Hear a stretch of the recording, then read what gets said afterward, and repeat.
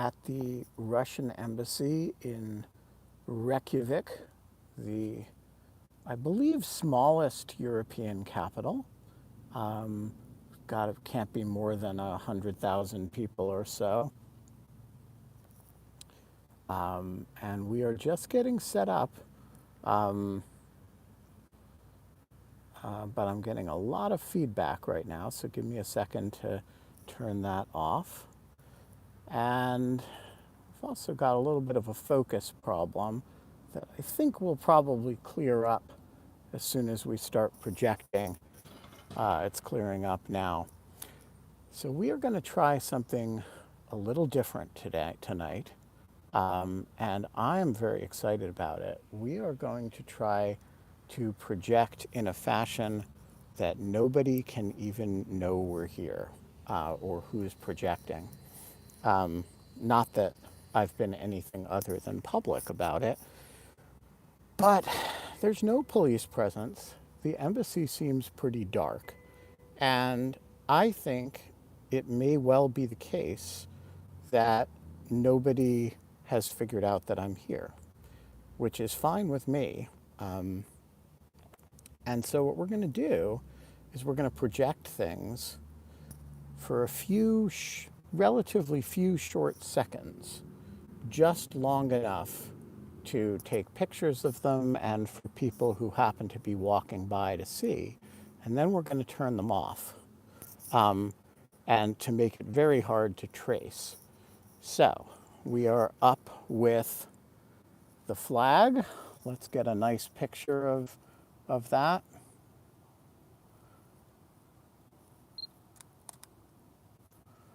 And I'm here in such a relaxed posture that I have my good camera out on a tripod. And so we're going to just let some traffic go by. And then if anybody seems to notice, I'm quite a ways away, probably about as far as I am in DC from, so if anybody notices, we'll just turn it off for a few minutes until people think we're done, and then we'll be back.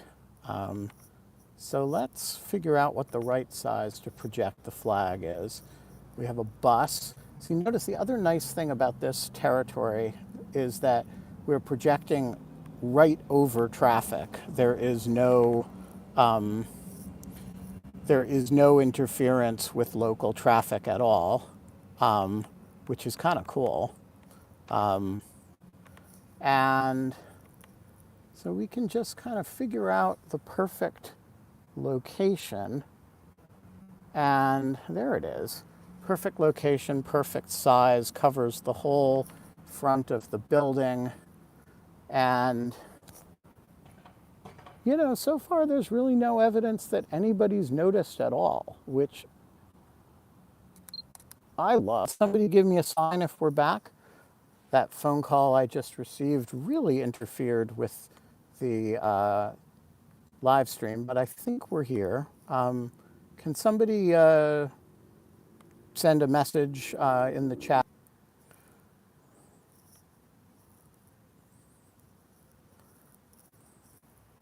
Excellent. Thank you, whoever sent that lovely message. All right, so you see now we got a car coming by, but the car comes by well under the projection, and we've got some foot traffic. Don't know if they've even seen it, and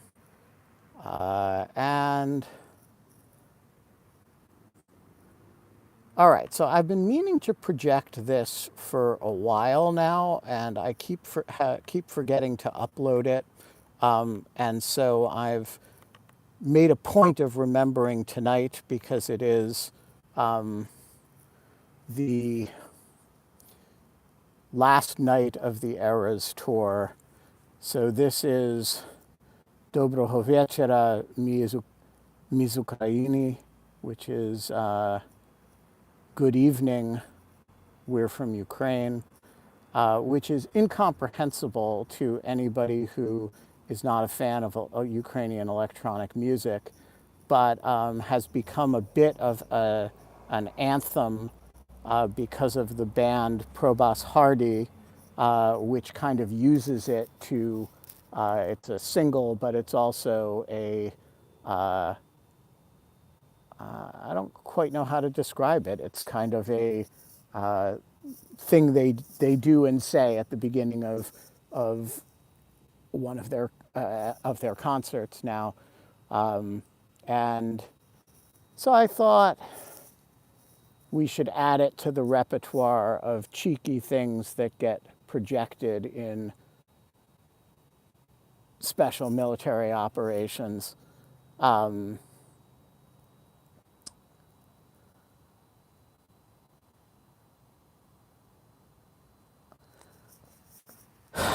right, let us do several of the critically important Russian language messages that we always want to send to every Russian embassy. This is, of course, Putin Huilo. I've explained that before, but for those of you, if this is the first time you're joining a special military operation live, Putin Huilo is a untranslatable expletive that has become a bit of a chant among Ukrainians as a kind of show of resistance to Russian authority. The closest translation that makes any sense for it is Putin is a dickhead, but it is much more offensive in both Ukrainian and Russian than it is in English. All right, let's remind the Russians of the city of Chernihiv, which they bombed the center of the other day, killing a lot of innocent people. And again, normally I would not project this in Russian. There are disputes, of course, about lots of place names in Ukraine. This is the Russian spelling of it, which actually has a different pronunciation as well, much like Kiev or, Odessa, which there's a question of whether you spell with one S or two. In Russian, this is Chernigov. In Ukrainian, it is Chernihiv. And so, but when projecting on the Russian embassy, it's always an interesting question whether to use Ukrainian words or Russian words. And in the case where I'm, trying to say something to them rather than say something to Ukrainians about them, I tend to use Russian. Okay, of course, it wouldn't be a special military operation if we did not project Russian warship, go fuck yourself. And I don't suppose there are a whole lot of people in Iceland for whom, though there are a lot of Russians here right now, or at least a lot of Russian-speaking people. I was at a thermal bath this afternoon, and I must have heard 20 or 30 people speaking Russian. Some of that is self-selecting. Russian culture is a bit of a bath culture, public bath culture, and so, they would tend to group at thermal baths. But some of it is not. Some of it is that there are a lot of Russian-speaking people around here right now. And, of course, you never know whether they are Russians or Russian-speaking Ukrainians, and you don't want to make assumptions. That said, or whether it offends you to read this on the face of the Russian embassy, Suffice it to say that I don't care very much. I'm glad if it warms your heart, and if you're one of the people for whom it is offensive, I'm happy to be offensive.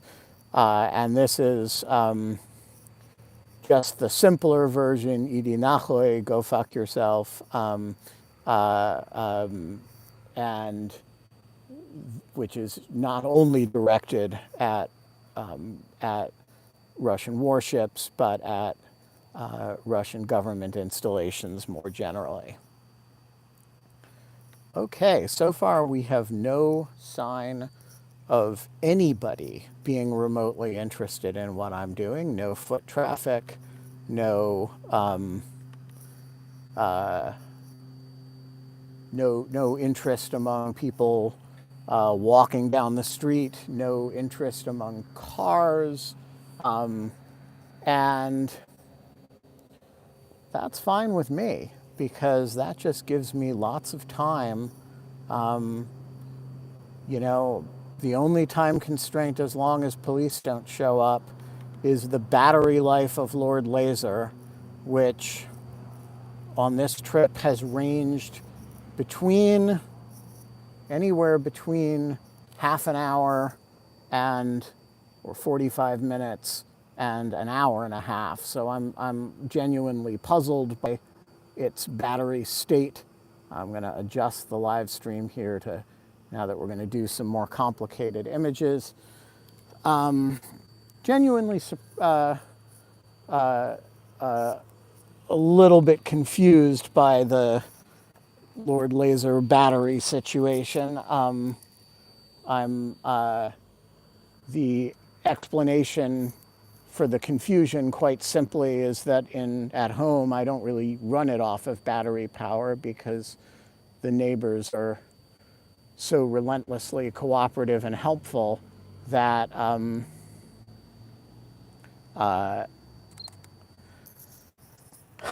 the neighbors are so wonderfully cooperative and helpful that I you know, had I've never really had to test the battery life. But on the road, we have had to test the battery life, and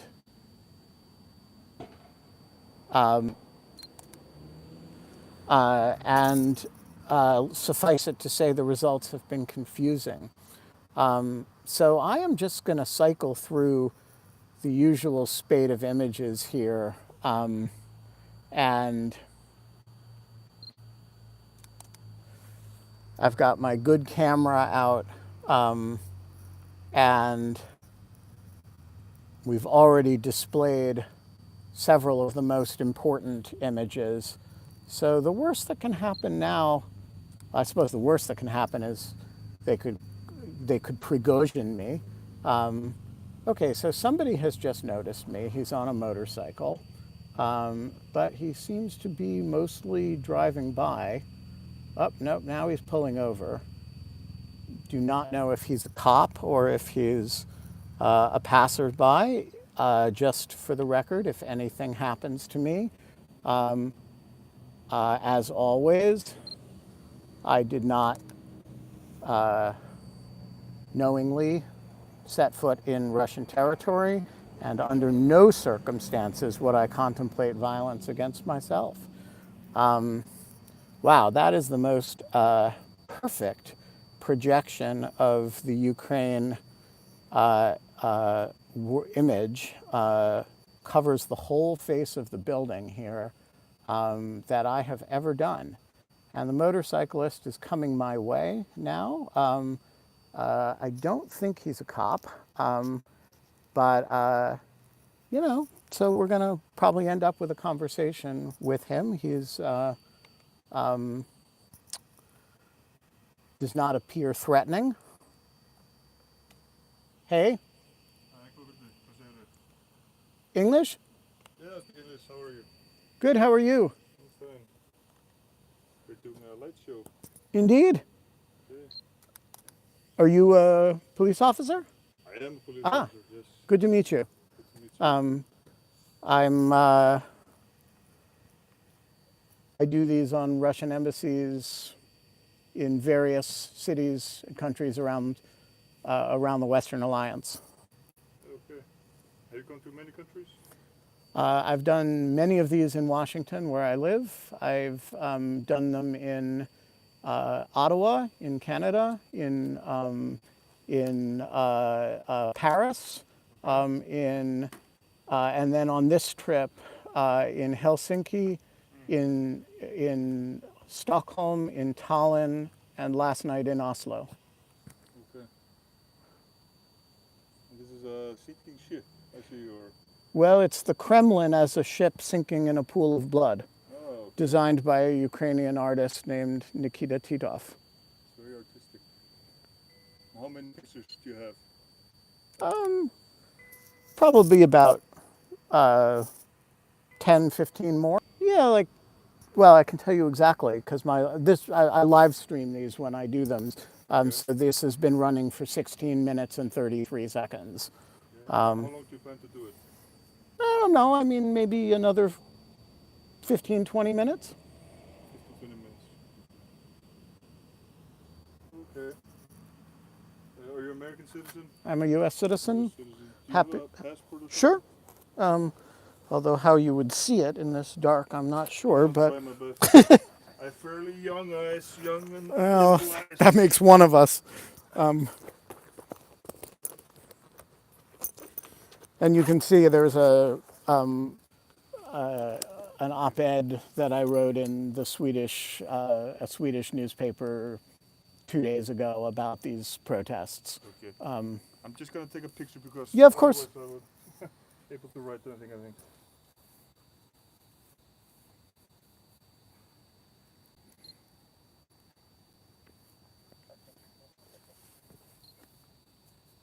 Okay, so the reason I'm here is someone called. Yeah, they always complain about me. Yeah. And in Washington, they've tried to have me arrested many times. That's not gonna happen now. Well, I appreciate that.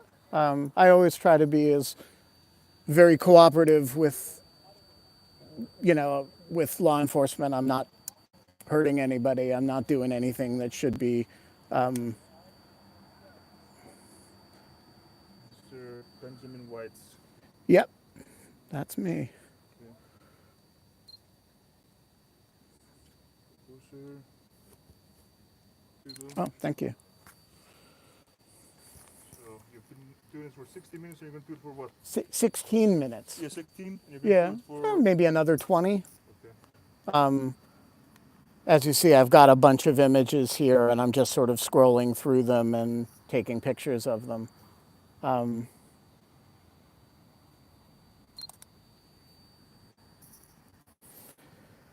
So for those of you who are joining this on the live stream, you can see that Icelandic law enforcement, like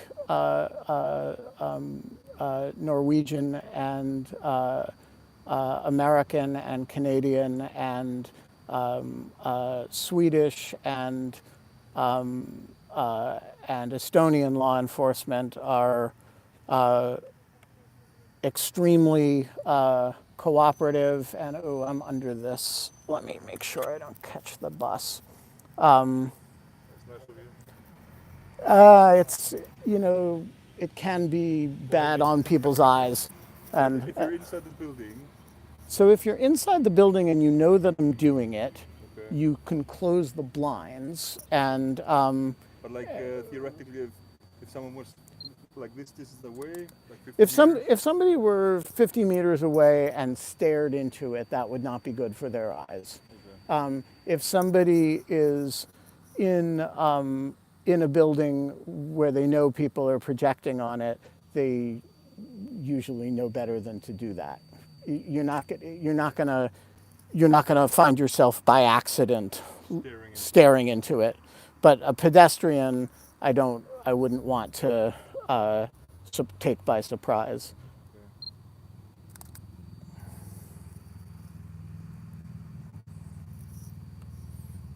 So most of these images are designed by a Ukrainian artist who I've done a lot of work with. And some of them are designed by other people, including me, but primarily they're designed by a guy named Nikita Titov, who. Is he Russian or No, he's Ukrainian? Ukrainian.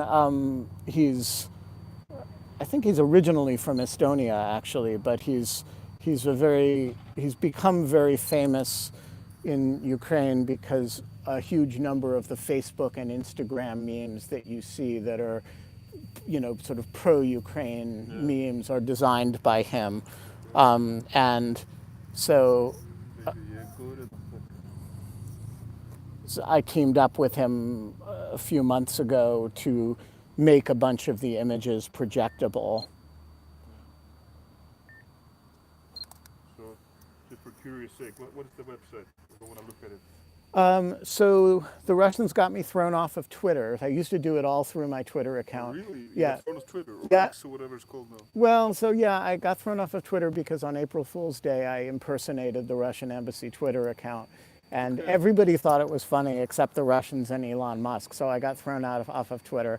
Okay. So now I do it through my newsletter, which is on Substack called Dog Shirt Daily, because I always wear dog shirts. Okay. And so just Dog Shirt Daily. Did you short stack? What does that mean? Substack, it's a new. Substack. Yeah. So if you, but also my Instagram account is just at Benjamin Wittes. It's just my first name and last name. And I'm very easy to find on Facebook. And Do you have like a YouTube channel? Or yeah, so this is projecting onto YouTube right now. so you're streaming now? Yeah. And mostly I stream it just so that I have a record of sometimes in Washington, they've sometimes sent thugs across the street to attack us, and they usually take out their own spotlights and try to drown us out. Oh, in Washington, there was an embassy. Yeah, Okay. so most of the operations are against the Washington embassy, and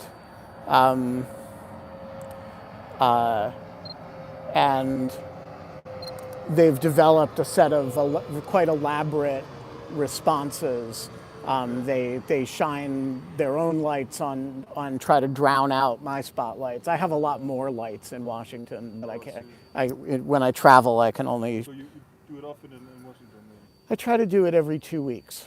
Wow. Maybe more often. Whenever I can, whenever I have some new images, or sometimes I've worked with, Ukrainian writers to project essays on the surface of the building, and so it's sort of, I do it whenever the Ukrainian community in Washington has an event or a rally, and at the embassy they will often ask me to project for them.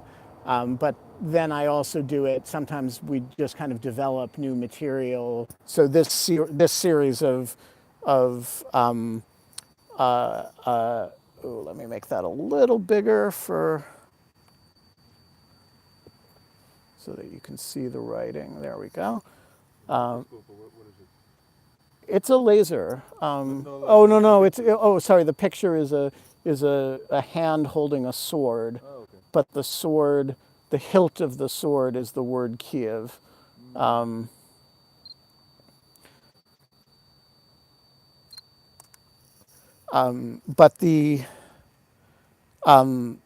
So these are the images that I did with Nikita, because they're very portable. But at home we use a much more elaborate set of equipment, and we can project sometimes much more elaborate full color, almost photographic images. But the equipment you need to do that, you can't carry on a flight. Yeah, I see. And so the goal on this trip was simply to, the basic principle is that if kids can't sleep in Odessa, Russian diplomats shouldn't count on getting a good night's sleep anywhere where it's legal to project against them. And so they know that I will do Washington without warning, but it's important to me that they also know that, in Stockholm they had to, they took out their own lights again. So I think they actually had to buy spotlights for because they knew I was coming. And so just the idea that they have to take time to they have to take time to respond, and sometimes their responses are very embarrassing to them. For example, when they So they like overreact. yeah, so we had some angelically beautiful Ukrainian children lay sunflowers on the steps of the embassy, and somebody in a rage came out of his car and kicked the sunflowers. And all of that is on film. And once they sent a thug across the street with two umbrellas, one in each hand, to try to block the projections. What did the police do then? Actually, the Secret Service was spectacular. They, they moved across the street and just stood there, so that he knew that they would intervene if there was violence. I think the only reason he didn't physically attack us was that there were 3 or 4 Secret Service cars and they had moved across the street to be right there. So he contented himself with trying to put umbrellas in the way of our projectors. That's his free expression rights, I suppose. And so we picked up the projectors and started kind of moving them around to make him kind of work and dance. And all of this is on our YouTube channel, and it's a pretty exciting 45 minutes before he was so exhausted that he was drenched in sweat and completely exhausted, and he went back across the street, and I've never seen him again. Glad the Secret Service did right by you. They were terrific. Well, so I have a very good relationship with them because they figured out pretty early that I wasn't attacking the embassy. I wasn't doing anything that required them to worry about what I was doing.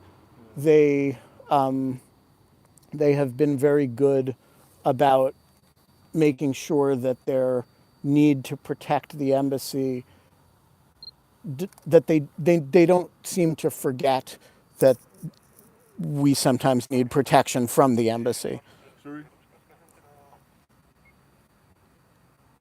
Já, 310 ræði mann sem að varpa mynd hérna frá kirkjunni yfir á rússneska sendiráðið. Bandaríkjamaður.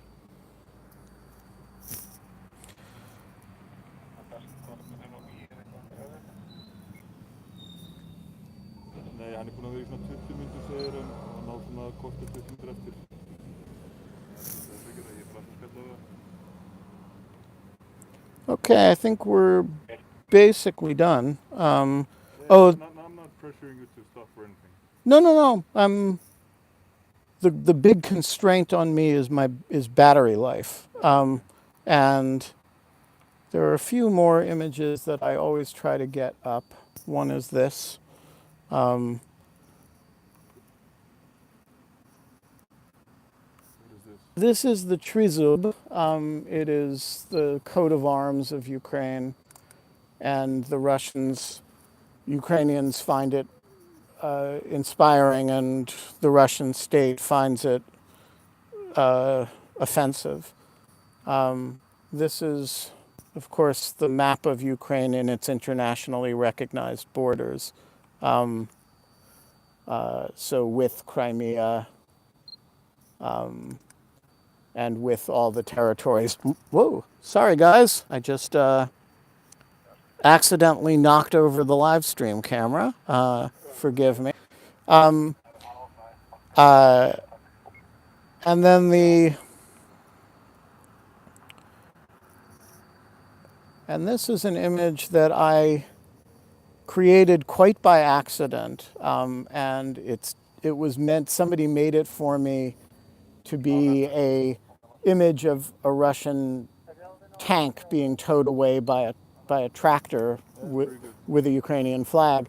And when I tried to program the laser to project it, it garbled it. So it's supposed to look like this, Yes. but it garbled it into this quite abstract and I think quite beautiful. And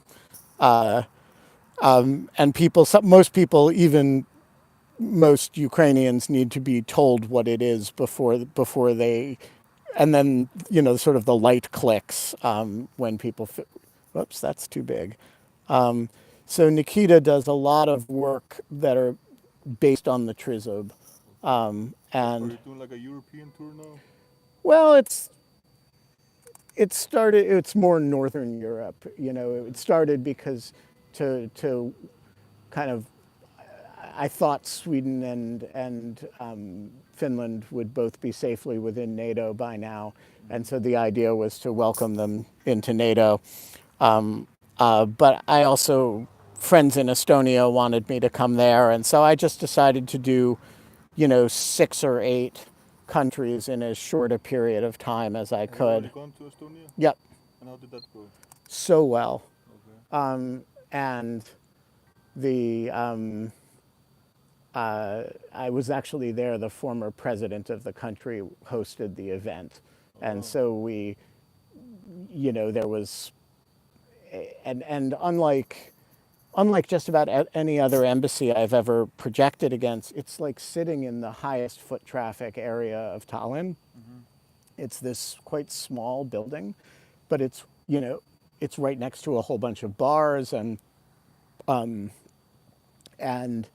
and so there's all kinds of people who just wander by, and because it's Estonia, a huge number of them are Ukrainian refugees, and so you end up with these very emotional scenes as they realize, first of all, that somebody's doing these projections, but secondly, that it's the former president of Estonia, is sitting there on a folding chair with me while I do these projections. And, that's a very moving kind of moment for, so each country is different. And,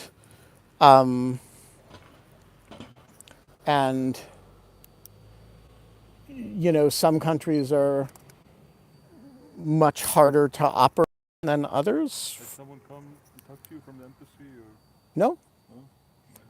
not this embassy, not any embassy. Okay. They, Except in Washington. not even in Washington. Okay.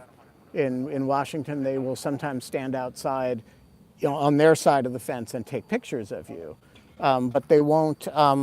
They don't talk to you. He doesn't engage in a conversation with All right, I think I'm done. me. How many people do you have watching? Oh, only like 15 live, but there'll be, over the course of the next couple days, and then we'll watch the video, and then over.